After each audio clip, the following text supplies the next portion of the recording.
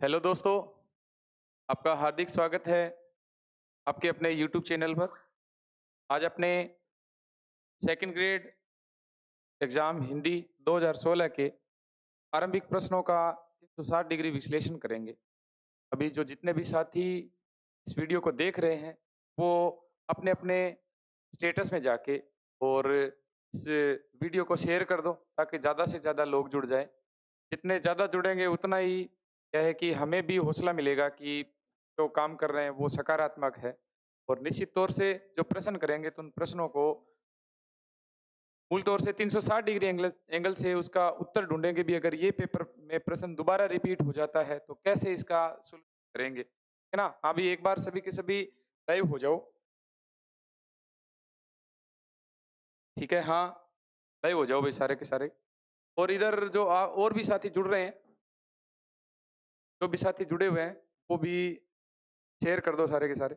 एक बार जाके ये भी लिख दो कि सर पढ़ा रहे हैं, अपने स्टेटस पे लिख दो कि सर पढ़ा रहे हैं और लाइव आ जाओ, ठीक है? बाकी तो क्या है कि जो तो आ जाएँगे। बाकी हिंदी के लिए और ख़ासकर ये जो ग्रामर के प्रश्न आज लेके आया हूँ, ये ग्रामर के प्रश्न अपने सेकंड ग्रेड के लिए, फर्स्ट ग्रेड के लिए, कॉलेज व्याख्याता के लिए, अगर देखें तो थर्ड ग्रेड के लिए, अभी जो एलडीसी का एग्ज़ाम होने जा रहा है, सीईटी का एग्ज़ाम होने जा रहा है। इसके अलावा भी बहुत सारे ऐसे पेपर है जिनमें ग्रामर के प्रश्न पूछे जाते हैं, तो ये प्रश्न ज़्यादातर रिपीट होंगे। कल अपने जो आरएस का मेन पेपर सोल्व किया था, उस पेपर में भी मूल तौर से इनमें से कई ऐसे प्रश्न हैं जो उसमें भी आ रहे हैं, ठीक है? वो भी अपने इसका सॉल्यूशन करेंगे। चलो शुरू करते हैं, एक बार सभी के सभी जुड़ जाओ, इसको शेयर कर दो। और जो भी साथी इस वीडियो को देख रहे हैं, वो जिन्होंने चैनल को सब्सक्राइब नहीं किया है, वो सब्सक्राइब कर लो और बेल आइकन पे क्लिक कर लो। मूल तौर से घंटी बजा लो। घंटी बजा लोगे तो क्या है कि जो जिनको नोटिफ़िकेशन नहीं मिलता मेरे लाइव आने का या फिर मेरे वीडियो डालने का, तो उनको नोटिफ़िकेशन मिल जाएगा और ज़्यादा से ज़्यादा लोगों तक ये पहुँच पाए, ऐसी उम्मीद है। चलो शुरू करते हैं अपने। हाँ, एक बार क्या है कि सारे ओके बोल दो, उसके बाद में मैं वीडियो शुरू करता हूँ, उसके बाद में एक बार थोड़ा-सा कमेंट की तरफ ध्यान न देके मूल तौर से मैं आपको ये सॉल्यूशन करवाता हूँ, ठीक है ना? मूलतः 360 डिग्री एंगल से इसका सॉल्यूशन करेंगे। ये तो क्या है कि इंस्ट्रक्शन है, कुछ इसमें इंस्ट्रक्शन दिए जाते हैं, जैसे शुरू में पहले जो परीक्षार्थियों के लिए निर्देश होते हैं कि सभी प्रश्न हल करने को ये अनिवार्य नहीं है, तो 5वां प्रश्न है, चौथा प्रश्न है, ऐसे कुछ है। हाँ, शुरू में जो पहला प्रश्न है,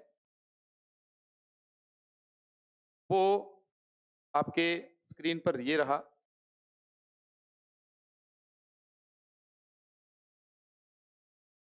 कि जो अपने ड्रॉ करते हैं। हाँ जी, पहला प्रश्न है, हाँ जी, सबको दिख रहा है? एक बार अपने कैमरा की जो मोबाइल की क्वालिटी है, उसको थोड़ा-सा और बढ़ा लो ताकि क्या है कि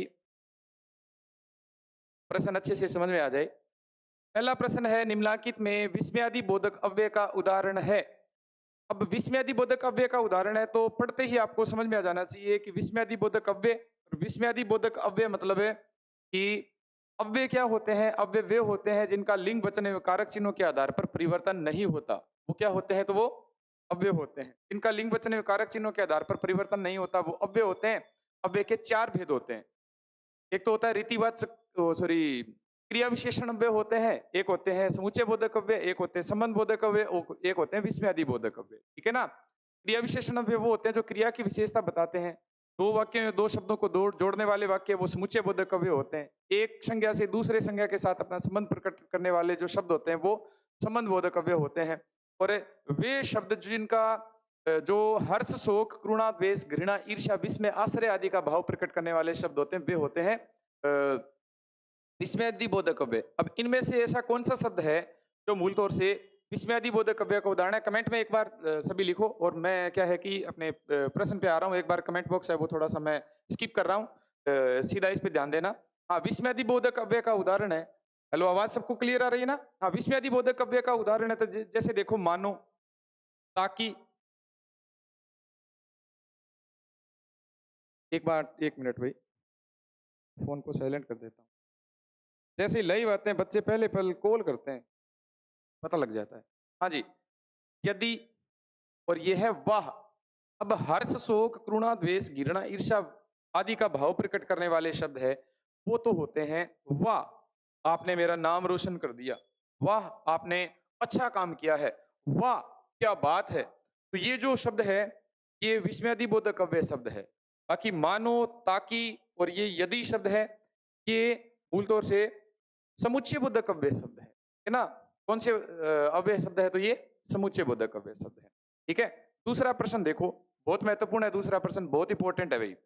दूसरा प्रश्न है कि निम्नलिखित में से किस विकल्प में सभी शब्द जातिवाचक संज्ञा है? ठीक है ना, सारे के सारे शब्द कौन से हैं? तो वो जातिवाचक संज्ञा है। सारे के सारे शब्द जातिवाचक संज्ञा।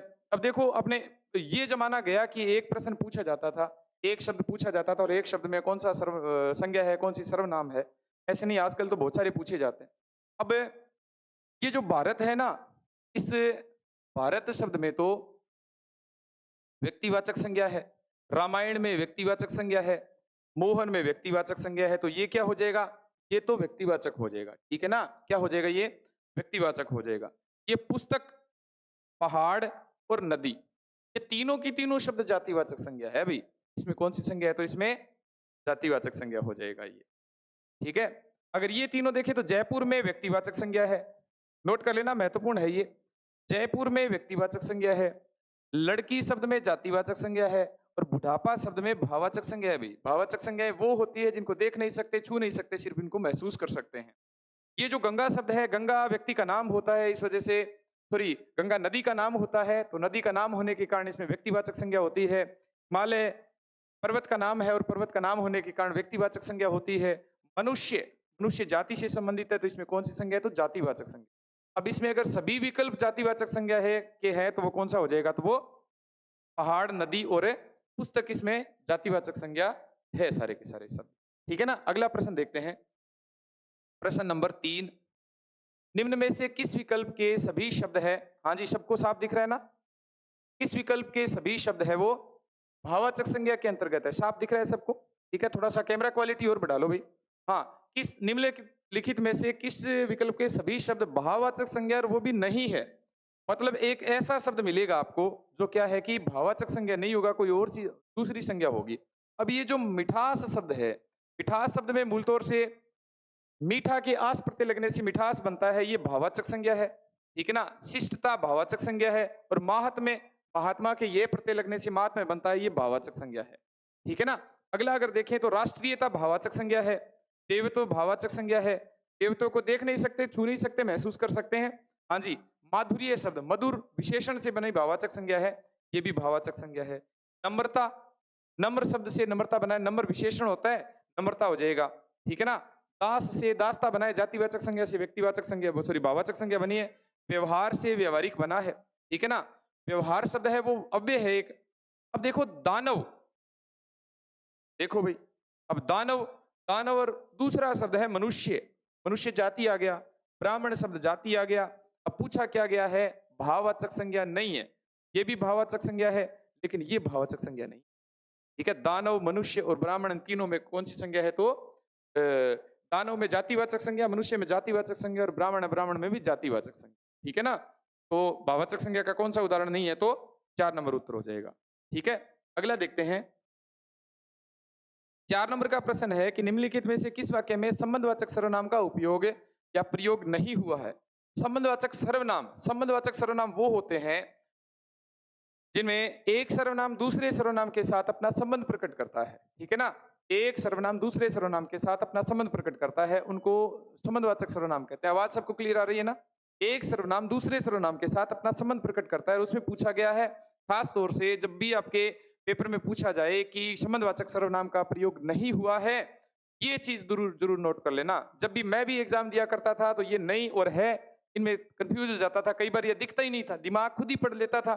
संबंधवाचक सर्वनाम का प्रयोग हुआ है। ठीक है, जब 1 नंबर पढ़ते हैं ना, तो जो आप जो काम करो सो थोड़ा है, जो और सो आ गया, ये संबंधवाचक सर्वनाम आ गया। तो जल्दबाजी में अगर जिसने नहीं पढ़ा ना, ये नहीं शब्द है, ये नहीं पढ़ा, तो 1 नंबर ऑप्शन कर देगा वो और भर देगा। भरने के बाद में पता लगता है कि अरे रे रे रे, ये तो इसमें पूछा गया नहीं। तो ये बहुत बार पूछा जाता है भाई।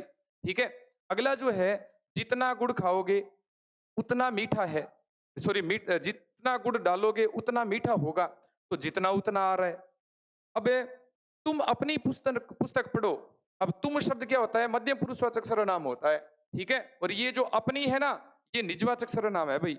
जब कर्ता के साथ में निजता का भाव प्रकट हो रहा है ना, स्वयं ही, खुद ही, आप ही, अपने आप, तो वो निजता का भाव प्रकट करने वाले शब्द निजवाचक सर्वनाम होते हैं। जैसी करनी, वैसी भरनी, इसमें भी संबंधवाचक सर्वनाम है। तो कौन सा संबंधवाचक सर्वनाम नहीं है? तो कौन सा हो जाएगा ये? 3 नंबर ऑप्शन हो जाएगा, ठीक है ना? अब अपने अगला पढ़ते हैं। प्रेरणार्थक क्रिया का उदाहरण नहीं है। प्रेरणार्थक क्रिया का उदाहरण नहीं है। प्रेरणार्थक क्रिया का उदाहरण नहीं है, तो इसमें क्या होगा कि प्रेरणार्थक क्रिया का उदाहरण नहीं है। अब प्रेरणार्थक क्रिया क्या होती है? अपने आप दिमाग में आ जाना चाहिए भी।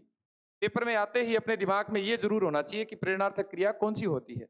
प्रेरणार्थक क्रिया वो होती है जिसमें कर्ता स्वयं ना क्रिया करे, स्वयं कार्य न करके किसी अन्य को कार्य करने की प्रेरणा देता है।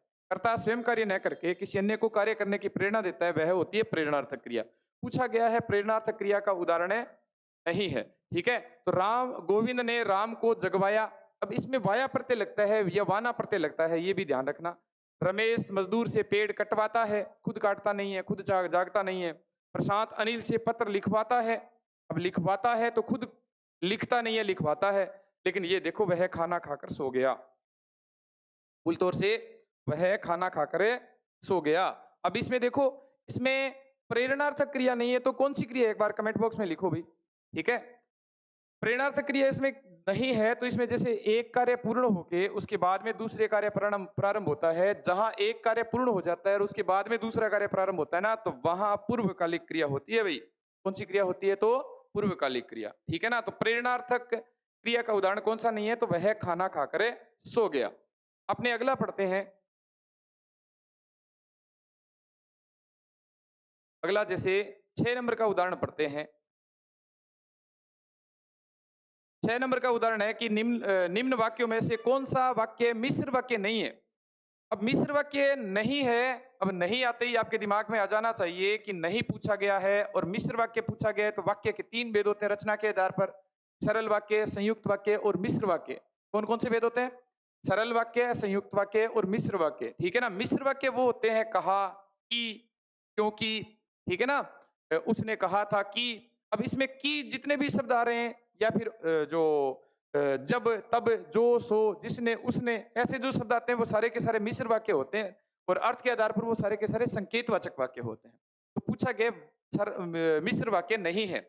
तो बादल खूब गरजे किंतु वर्षा नहीं हुई, पहला ही आ गया भैया। लेकिन, किंतु, परंतु, या, अथवा, और, अतः, फलतः, बल्कि, ये जो वाक्य होते हैं ये सारे के सारे संयुक्त वाक्य होते हैं भाई। कौन से होते हैं ये संयुक्त वाक्य होते हैं। कौन से होते हैं भाई? संयुक्त वाक्य होते हैं। बाकी देखो, जो परिश्रम करते हैं वे सफल होते हैं। प्रमोद ने कहा कि मैं गांव नहीं जाऊंगा, ठीक है? हाँ जी, टीडीएस सर वाले, जो टीडीएस सर का भी एक है प्रमोद, हाँ जी, गांव नहीं जाना है आपको। यौवन वह काल है जब चरित्र का निर्माण होता है, ठीक है ना? यौवन वह काल है जब चरित्र का निर्माण होता है। तो इसमें जब आ गया, इसमें की आ गया, इसमें वे आ गया, इसमें क्या है कि इसमें किंतु आ रहा है। किंतु क्या है कि संयुक्त वाक्य का उदाहरण होता है। तो मिश्र वाक्य का कौन सा उदाहरण नहीं है? तो 1 नंबर ऑप्शन हो जाएगा। अपने दूसरा पढ़ते हैं। द्वंद्व समास किस शब्द में नहीं है? द्वंद्व समास किस शब्द में नहीं है? तो पहले आपके दिमाग में आ जाना चाहिए कि ये द्वंद्व समास क्या होता है। और दूसरी बात ये आ जानी चाहिए, इसमें द्वंद्व समास नहीं है पूछा है। नहीं वाले तो बहुत ही पूछ रहे हैं भाई। 2016 का सेकंड ग्रेड का एग्जाम अपने सोल्व कर रहे हैं। ये किस शब्द में द्वंद्व समास का उदाहरण नहीं है? तो जैसे ये हरिहर शब्द है ना, तो हरिहर शब्द है। अब द्वंद्व समास का उदाहरण कौन सा नहीं है? तो द्वंद्व समास का उदाहरण है, मूल तौर से अगर देखा जाए तो हरिहर है, तो हरि का अर्थ होता है विष्णु, हर का अर्थ होता है शिव, जोड़ी आ गई है। शीत या उष्ण होता है इसका अर्थ, ठीक है ना? इसमें गुण संधि भी है, शीत या उष्ण, इसमें कौन सी संधि है? तो गुण संधि है। ये सेकंड ग्रेड में 2016 में आया, ये फर्स्ट ग्रेड के एग्जाम में भी आया था भाई, गौरी शंकर। यही सारे के सारे ऑप्शन थे। ये जो गौरी शंकर है, तो गौरी शंकर में गौरी और शंकर है ये, ठीक है ना? ये भी गौरी का अर्थ सती या पार्वती होता है। हाँ, मंत्रियों की परिषद देख लो, की लग रहा है तो कारक आ रहा है और संबंध तत्पुरुष समास है इसमें। इसका उत्तर कौन सा हो जाएगा? तो मंत्री परिषद हो जाएगा।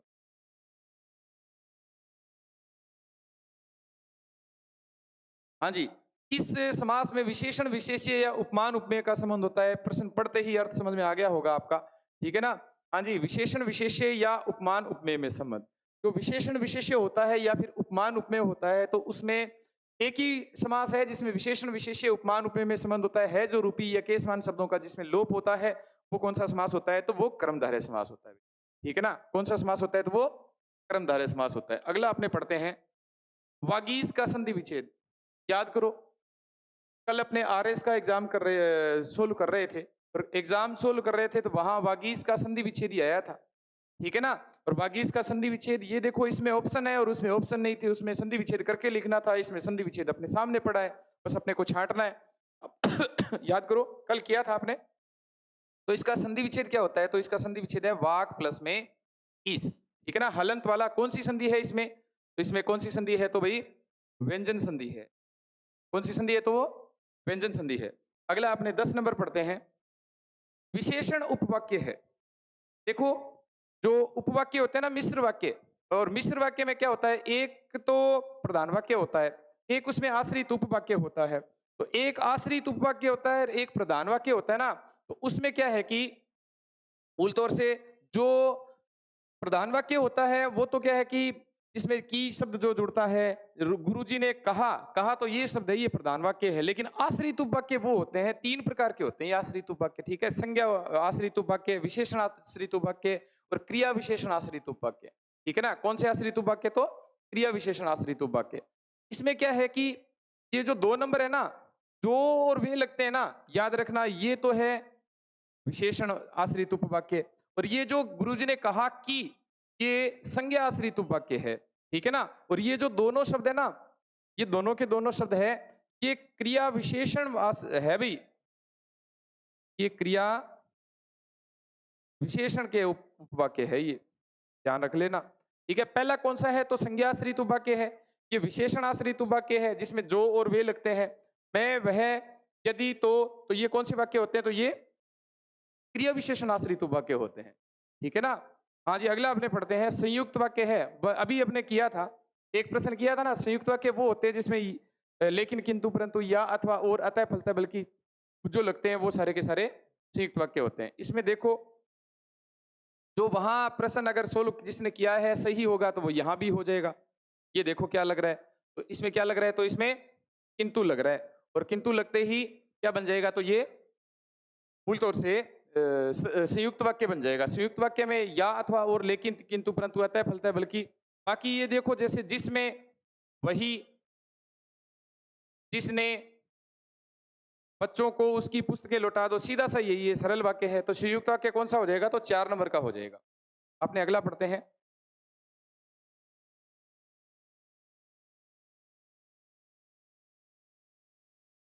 हाँ जी, 11 नंबर के प्रश्न हो गए। ठीक है? आज के लिए इतना ही। 11 नंबर प्रश्न बहुत है या फिर आगे बढ़ाऊं? सारे करवा दूं? आज के लिए इतना ही, बाकी कल करा देंगे। कल के लिए रख देते हैं ये वीडियो। ठीक है? एक दिन में ज्यादा हो जाएंगे।